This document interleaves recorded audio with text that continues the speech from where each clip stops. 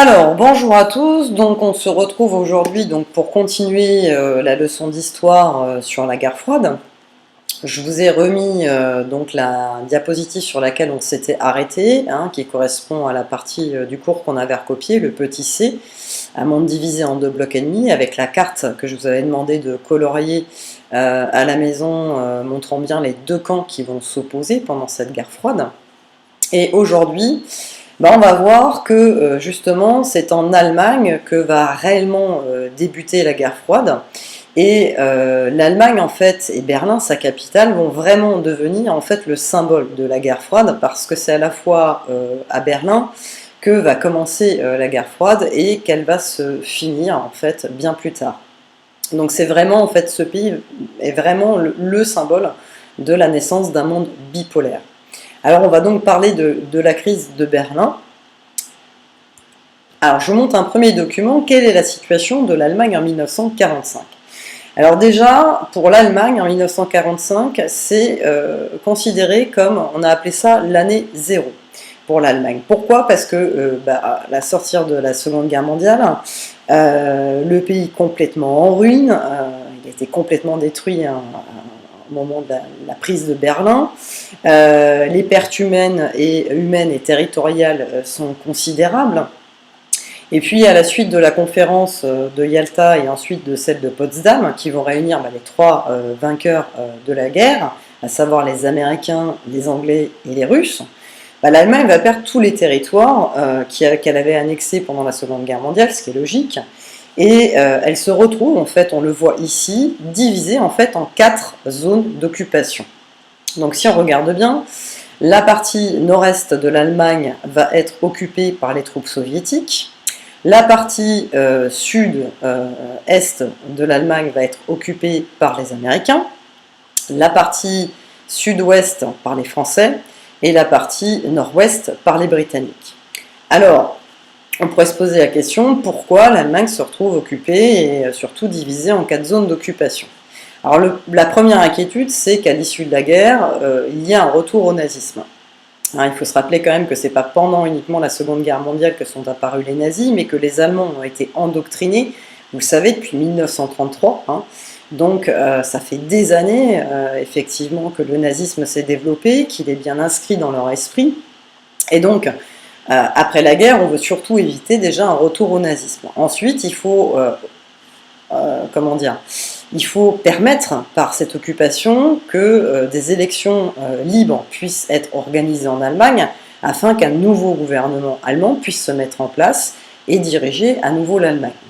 Puis il y a une troisième raison, qui est effectivement une des raisons les plus importantes, c'est que, comme on l'a vu précédemment, le bloc ouest, constitué donc par les Britanniques, les Français et les Américains, ont très peur en fait de l'influence grandissante des Soviétiques sur l'Europe de l'Ouest, et donc ils mènent une politique qu'on a appelée d'endiguement, c'est-à-dire de barrage, pour empêcher en fait la diffusion et l'influence soviétique.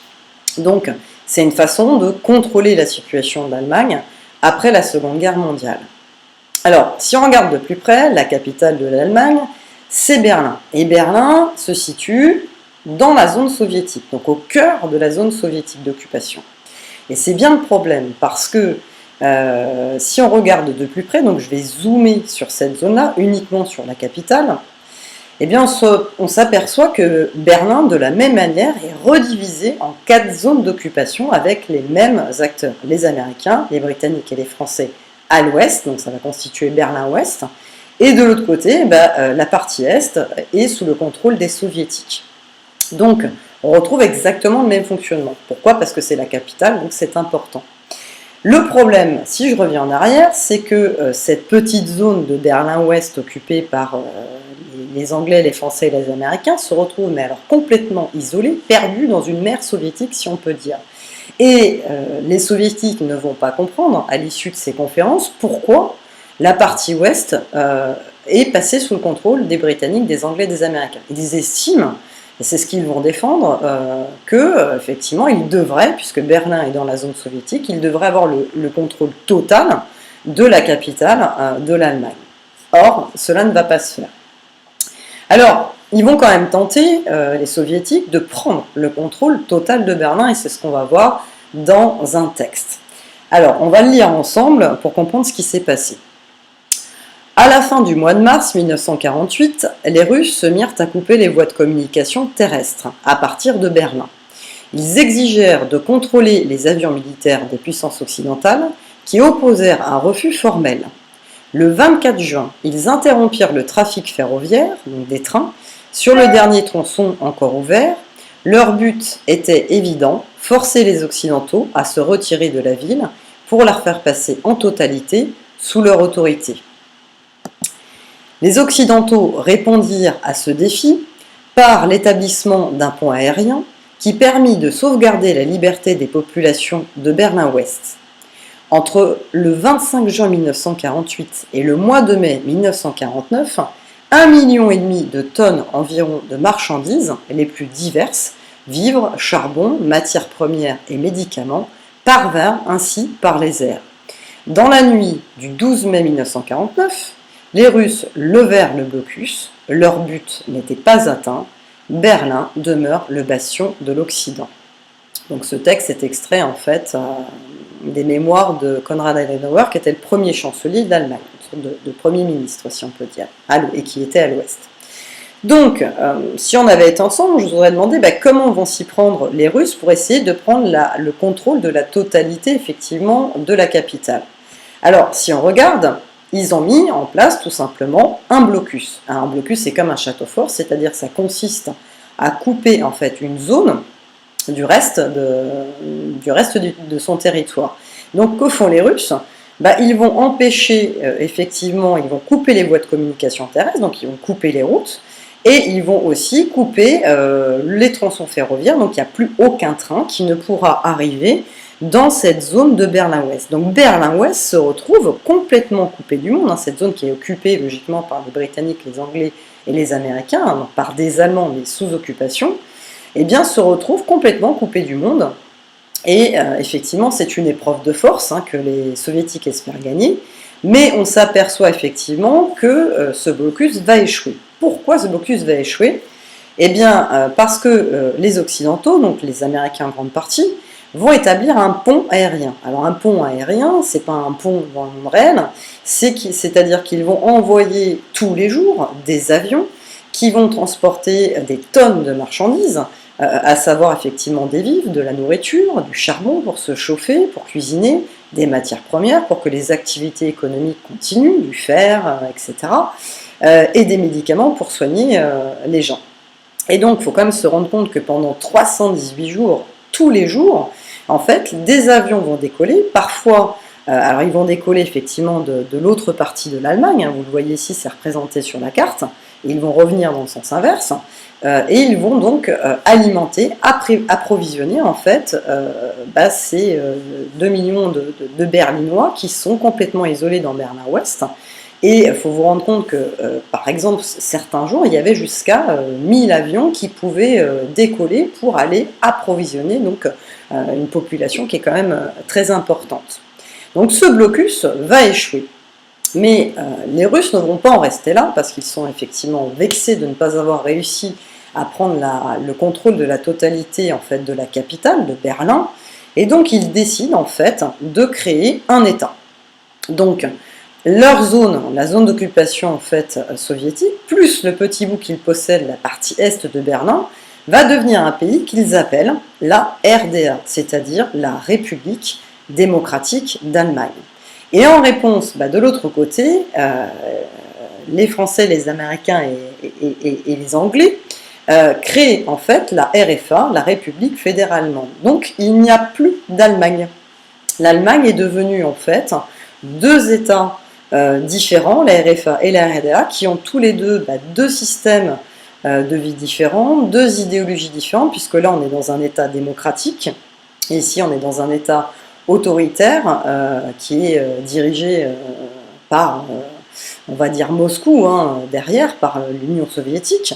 Et donc c'est un véritable traumatisme à la fin de la guerre.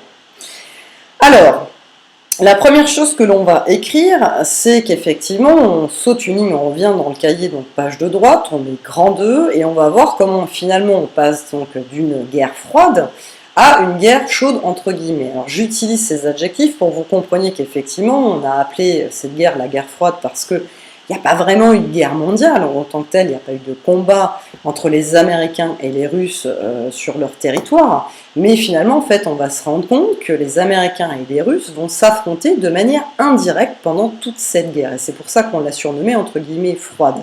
Mais il va véritablement y avoir des conflits entre les deux. Le premier conflit donc c'est celui de Berlin. Donc on met petit a, les débuts de la guerre froide, la crise de Berlin. Berlin donc est partagé en 4 zones d'occupation. En 1948, les Russes décident de s'emparer de Berlin-Ouest en établissant un blocus sur cette partie de la ville. L'épreuve de force dure 1 an, mais le blocus échoue à cause du pont aérien établi par les Américains pour ravitailler plus de 2 millions de Berlinois. En 1949, l'Allemagne et Berlin sont finalement coupés en 2 États rivaux. La RDA, République démocratique allemande, qui est communiste et autoritaire, contrairement à ce qu'indique son nom, c'est pas parce qu'elle s'appelle démocratique qu'elle l'est, c'est une apparence qu'elle se donne. Et de l'autre côté, à l'ouest, la RFA, République fédérale allemande, qui est démocratique, elle, réellement. D'accord? Donc, comme d'habitude, je vous laisse faire pause sur la vidéo pour avoir le temps de noter tranquillement votre cours. Et on se rejoint après. Alors, qu'est-ce qui va se passer? C'est assez logique, les citoyens de la RDA vont prendre peur et ils vont tenter donc de s'enfuir, autant qu'ils le peuvent, de l'autre côté de l'Allemagne, c'est-à-dire dans la RFA. Alors, je voulais vous montrer ce graphique pour vous montrer justement qu'au fur et à mesure en fait, des années, il y a de plus en plus en fait, d'Allemands de l'Est qui essayent en fait, de gagner l'Allemagne de l'Ouest, et finalement entre 1949 et 1960, il va quand même y avoir 3 millions d'Allemands qui ont réussi à fuir donc de la RDA vers la RFA. D'accord.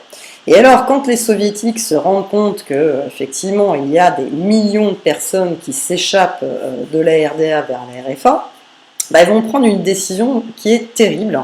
Ils vont décider finalement d'enfermer les citoyens allemands de l'Est en construisant, vous en avez peut-être déjà entendu parler, un mur. Mais cette fois-ci, c'est pas comme quand je vous parlais du rideau de fer en Europe, qui c'était, rideau de fer, expression que Churchill a inventée, hein, le rideau de fer qu'on a dessiné sur la carte. Cette fois-ci, ça va vraiment devenir un mur que les gens ne pourront plus du tout passer. Alors, si on regarde, c'est pas n'importe quel mur. Donc, si je reviens un petit peu en arrière pour que vous compreniez bien où va être tracé ce mur. Je vous remontre ici, donc je reviens un petit peu en arrière, donc là je reprends la carte de la capitale, de Berlin, toute cette limite en bleu, effectivement, que vous voyez ici avec laquelle je passe avec la souris, ça va être justement, donc ils vont construire un mur tout autour de Berlin-Ouest, puisque toute cette partie-là c'est la zone soviétique, je vous rappelle, qui est contrôlée et occupée par les soviétiques, et celle-ci aussi, donc ils ont juste à construire en fait, un mur tout autour de Berlin-Ouest pour éviter que des Allemands de l'Est ne puissent passer dans la zone de Berlin-Ouest et ensuite pouvoir aller, par exemple, s'installer dans d'autres pays européens, d'Europe de l'Ouest. Donc le mur se situe sur le trait bleu. Je reviens donc là où on était, on avance. Et donc, je vous remonte ce mur que j'ai extrait d'une des revues de l'histoire. Donc, c'est pas n'importe quel mur, effectivement, puisque quand vous regardez, déjà, c'est 155 km de mur. Ici, donc déjà, il y a un mur intérieur, on est côté Berlin-Est, un côté soviétique. Premier mur intérieur qui fait 3 mètres. Vous avez ensuite une clôture d'alarme qui est électrifiée. Vous avez pas les 155 km qui sont électrifiés. Bon, enfin, il y a quand même 130 km qui sont électrifiés, donc c'est un petit peu difficile de passer. Ensuite, vous avez ici des mines qui peuvent exploser à tout moment si vous tentez de passer. Vous avez des miradors qui sont répartis sur tout le chemin en fait, de tout cet espace intermédiaire en fait, entre les deux murs qui sont construits, puisque c'est pas un seul mur, il y a un mur côté est, il y a un mur côté ouest, donc il y a des miradors partout avec des gardes-frontières qui ont comment dire, l'autorisation de tirer à vue si quelqu'un tente de s'échapper, de traverser pour rejoindre Berlin-Ouest, donc pour rejoindre la RFA, pardon. Ensuite, qu'est-ce qu'on a? Une sorte de route d'accès où il y a régulièrement en fait, les gardes-frontières qui circulent en véhicule pour voir s'il n'y a personne qui s'évade. Et de l'autre côté, vous avez aussi, donc si on tentait de toute façon d'enfoncer le mur avec un véhicule, vous avez aussi une barrière anti-véhicule, donc une sorte de fossé qui fait que de toute façon, vous n'allez pas passer de l'autre côté. Donc, il y a à peu près une centaine de mètres, parfois 50 mètres, entre 50 et 100 mètres entre ces deux murs. Donc, proprement dit, quand on regarde le système de fortification que c'est un mur qui est quasiment impossible à traverser, de jour comme de nuit. Alors, je vais essayer de vous montrer, donc, quand le mur, il ne s'est pas construit, ce mur-là ne s'est pas construit du jour au lendemain. Vous imaginez bien que pour construire tout ça, il a fallu du temps. Et donc, quand au départ, ils ont décidé en fait d'enfermer les Allemands de l'Est, ils ont au départ déroulé tout simplement en fait des fils barbelés au sol pour signifier l'endroit où serait construit le mur, et puis ils ont commencé à monter pierre après pierre. Donc, je vais vous montrer comment en fait les gens, quand ils sont aperçus un matin de ce qui se passait, ils ont tenté de fuir comme ils pouvaient avant que réellement le mur ne se construise. Donc, je vous montre un premier témoignage qu'on regarde ensemble.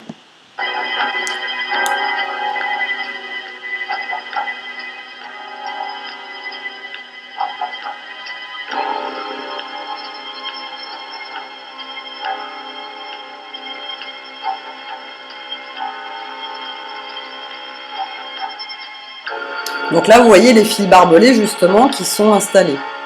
Les murs vont être fortifiés donc, du côté de Berlin-Est. Ça, ce sont des gardes-frontières. La rivière va aussi, et la Spree va être aussi fortifiée pour qu'on ne puisse pas traverser à la nage. Là, on voit le mur en effet là-haut. Les miradors. Les gens qui essayent de faire coucou à leur famille de l'autre côté du mur.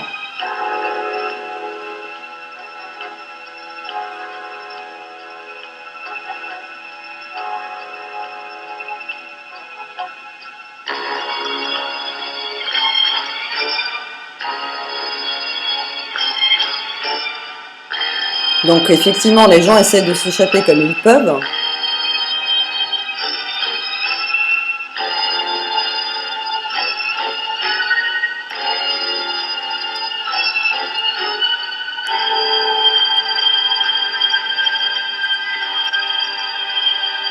Et ça, je vous en reparlerai effectivement. Parce qu'il va y avoir de nombreuses tentatives d'évasion. Donc ça, c'est un Allemand qui a réussi à retrouver sa famille. Donc ce mur va du jour au lendemain complètement, donc en 1961, va complètement couper des familles en deux. Vous avez la mère qui va se retrouver d'un côté par exemple et la fille de l'autre. Vous allez avoir des couples qui vont être séparés parce que l'un habitait du côté de la RDA et l'autre du côté de la RFA. Tant que c'était un seul et même pays, il n'y avait pas de problème, on pouvait circuler d'une rue à l'autre. Le jour où le mur va être construit, ces couples et ces familles, ces amis vont se retrouver complètement isolés l'un de l'autre. Ils ne pourront pas traverser, ils ne pourront pas communiquer du tout au départ. Alors, il y a eu de nombreuses tentatives pour essayer de passer de l'autre côté. J'en ai pris quelques-unes pour que vous vous rendiez compte à quel point les gens vont mettre toute leur énergie et essayer d'œuvrer pour pouvoir rejoindre leur famille, pour rejoindre leurs femmes ou leurs maris ou leurs enfants. J'ai pris les plus rigolotes. En tout cas, ce qui est sûr, c'est qu'il fallait être à la fois malin et très courageux à l'époque parce qu'on risquait sa vie. Alors par exemple ici, vous avez l'idée d'un Français qui était tombé amoureux en fait d'une Allemande de l'Est et qui avait eu l'idée d'assembler en fait 2 valises.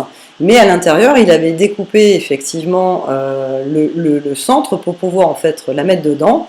Et quand il est monté dans le train avec ces 2 valises et que les Allemands les Soviétiques en tout cas ont vérifié si ça allait, ils ne se sont pas rendus compte et ils ne se sont surtout pas doutés qu'il pouvait y avoir une personne dans ces 2 valises.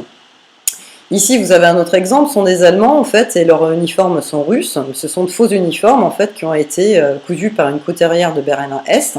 Et quand ils sont passés au poste de contrôle, les sentinelles est-allemandes leur ont rendu leur salut, hein. Ils n'ont pas vérifié leurs papiers, donc en fait leur costume, si je puis dire, leur uniforme russe a suffi à leur permettre de passer sans justifier effectivement de leurs papiers.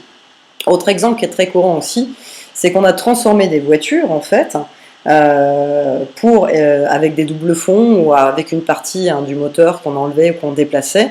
Donc c'est l'exemple par exemple de Kurt Wordel qui a réussi quand même à faire passer à l'ouest 55 personnes dans le coffre en fait de 3 Volkswagen qui avaient été en fait astucieusement bricolés. Mais il va y avoir énormément en fait de tentatives pour passer et les Allemands de l'Est vont vraiment avoir des idées extrêmement étonnantes. Alors je vous en raconte quelques-unes parce que j'ai pas pu vous mettre des photos à chaque fois. Par exemple, vous avez Peter et Doris Strelzik qui vont en fait acheter du tissu à n'en plus finir et vont réussir à fabriquer une montgolfière. Donc ils vont s'enfuir en fait et réussir pendant la nuit en fait à cacher cette montgolfière et puis ils vont partir avec leur Trabant et d'ailleurs c'est l'un des films que je vous conseille à la fin qui raconte leur histoire puisque c'est une histoire vraie et qui vont réussir donc avec leurs enfants et une autre famille à passer du côté ouest. Donc ça c'est quand même une histoire surprenante. Il y a des gens, vous l'avez vu dans la vidéo tout à l'heure, qui ont creusé un tunnel de 140 mètres. Alors ce sont des jeunes. On l'a surnommé en fait le tunnel 57 parce que du nombre en fait de personnes qui ont réussi à s'évader par ce tunnel en fait, qui avait été construit justement en fait dans une rue qui était juste à côté du mur et ils sont donc passés en fait d'une rue à l'autre sous le mur. Ils ont atterri en fait dans une cabane de jardin, ce qui a permis de leur faciliter en fait pour s'échapper. Il y en a qui ont eu encore d'autres idées, encore plus acrobatiques si je puis dire. C'est le cas d'un acrobate justement qui a décidé de se suspendre à une ligne de 12 000 volts, parce qu'il y avait une ligne de 12 000 volts qui passait à un endroit au-dessus du mur, et il a réussi en fait en suspendant à cette ligne de 12 000 volts à traverser en fait le mur. Bon, quand il a atterri de l'autre côté, il s'est brisé les 2 poignets, mais il était vivant et il était du côté libre. Il y a encore d'autres exemples. Par exemple, il y a une famille, un papa qui a eu l'idée de construire une tyrolienne et qui a réussi à faire passer sa famille en fait en pleine nuit depuis un bureau administratif où il s'était laissé enfermer dedans.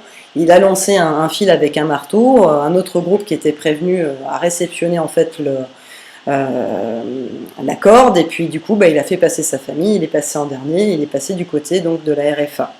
Il y a même eu un monsieur qui a inventé un sous-marin qui a été homologué plus tard et qui a réussi à traverser en fait la rivière, la Spree, sans être vu. Et il y a encore eu d'autres idées que je pourrais vous citer, comme effectivement un groupe qui a eu l'idée de démonter un gros poste à souder de 260 kg. Ils ont complètement vidé le poste et dedans, en fait régulièrement, ils faisaient passer 1 ou 2 personnes et ils ont quand même réussi à permettre à 29 personnes de s'évader, donc de passer du côté de la RFA. Bref, il y a eu énormément de tentatives et il y a eu aussi beaucoup de morts parce que beaucoup ne sont pas parvenus à traverser. Et on retiendra en fait l'un des premiers morts premier jeune en fait qui a tenté de traverser, qui était un jeune garçon de 24 ans, qui s'appelait Günther Lifting et qui lui avait eu l'idée avant que tout ne se mette réellement en place de traverser à la nage, avant que le mur ne soit construit dans la Spree.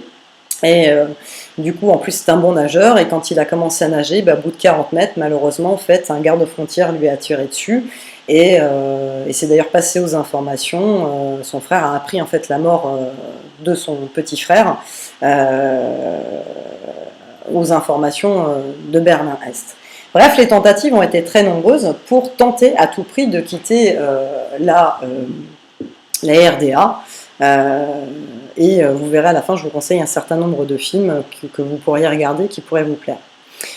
Alors, face à sa construction de ce mur, eh bien, il y a un discours célèbre de Kennedy, qui est le président des États-Unis, John Fitzgerald Kennedy.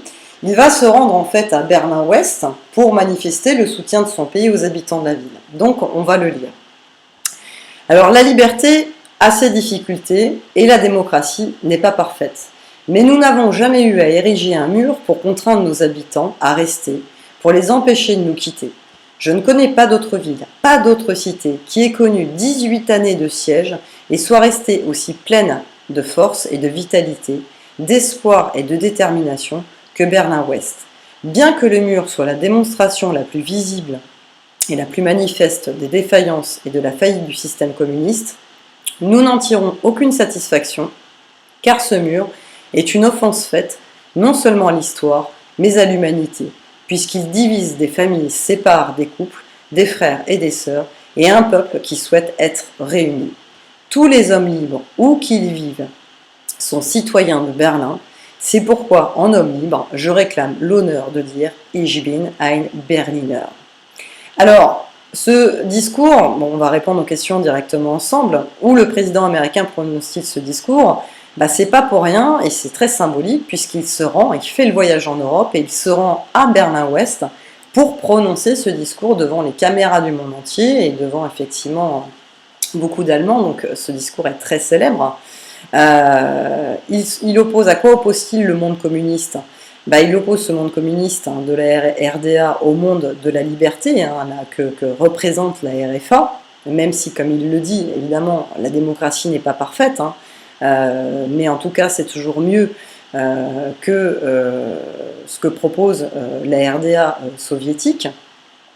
Et pourquoi ce mur montre-t-il la faillite du système communiste? Il le dit dans son discours. C'est bien parce que, quelque part, les soviétiques n'ont pas réussi à maintenir les Allemands de l'Est, qui n'ont pas arrêté de chercher à s'enfuir, et même quand le mur a été construit, ils ont continué à risquer leur vie pour pouvoir passer du côté de la liberté. Et donc, en soi, ça montre bien que si les Allemands de l'Est soutenaient la doctrine communiste, les idées communistes, ils ne s'échapperaient pas de leur pays et on n'aurait pas besoin de construire un mur pour les retenir prisonniers dedans. Donc ce discours va avoir un impact très important parce que justement il va renforcer l'idée que deux mondes s'opposent, le monde de la liberté, de la néocratie, de l'autre côté le monde de l'oppression, et puis surtout on n'avait jamais vu une telle chose dans l'histoire. Construire un mur pour enfermer des gens dans un pays, ça n'était jamais arrivé. Il faut quand même que vous vous rendiez compte que ce mur, qui a été construit en 1961, ne sera détruit qu'en 1989. Donc pendant des années, des dizaines d'années, des familles entières, des couples vont être séparés. Au départ, ils n'auront même pas la possibilité de s'écrire ou de se téléphoner. C'est que progressivement, en fait, qu'ils vont avoir, il va y avoir un peu plus de souplesse dans le dispositif et qu'ils vont pouvoir, prendre des nouvelles les uns des autres. On voit bien dans la vidéo, au départ, ils arrivent juste à se parler de loin, en essayant de monter dans les immeubles et de se faire coucou et prendre des nouvelles à distance. Alors, côté leçon, on va donc pouvoir rajouter cette petite partie. Donc, vous n'avez pas forcément besoin de sauter une ligne, on est toujours dans le 2A, mais par contre, c'est mieux de retourner à la ligne. Donc, entre 1949 et 1961, plus de 3 millions de personnes vont se réfugier en RFA, où il y a plus de liberté et un meilleur niveau de vie, fuyant donc la RDA communiste. Pour arrêter cet exode massif, les Russes font construire en 1961 un mur de 155 km interdisant toute communication entre les deux parties de la ville. Des familles, des couples, des amis vont être séparés du jour au lendemain pour des dizaines d'années.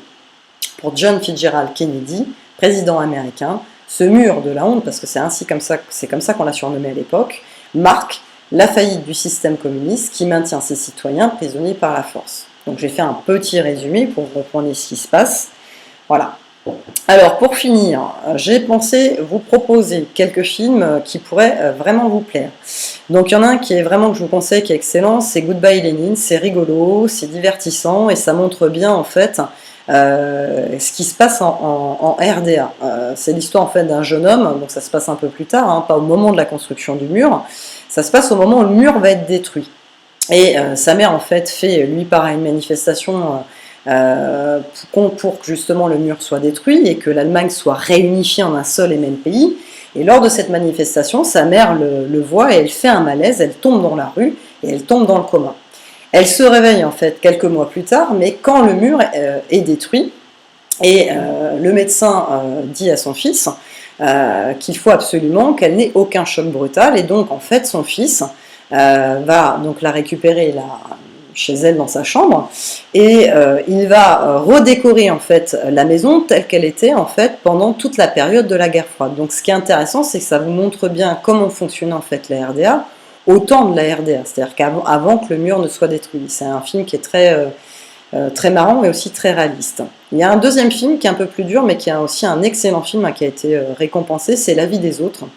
Donc c'est la vie de ce couple, effectivement, qui est un couple d'artistes, et ils sont surveillés par, sans le savoir, en fait, par la police politique de l'Allemagne de l'Est, hein, par la Stasi, comme on l'appelle, et c'est ce monsieur, en fait, qui va surveiller, qui doit établir des rapports, en fait, sur ce couple, parce qu'il pense que ce couple, en fait, est en train d'organiser une forme de résistance contre l'Allemagne de l'Est, hein, donc ce sont des dissidents. Et ce qui est intéressant, c'est que effectivement, ce personnage va s'attacher à ce couple, et qu'à la fin, je vous donne pas je vous donne pas la fin, vous verrez bien. Est-ce qu'il va les livrer et les faire arrêter, ou est-ce qu'il va leur permettre de s'échapper avant qu'ils ne soient arrêtés? Effectivement, si vous le regardez, vous le verrez. Et le dernier film qui vient de sortir, alors celui-là, il est sorti l'année dernière.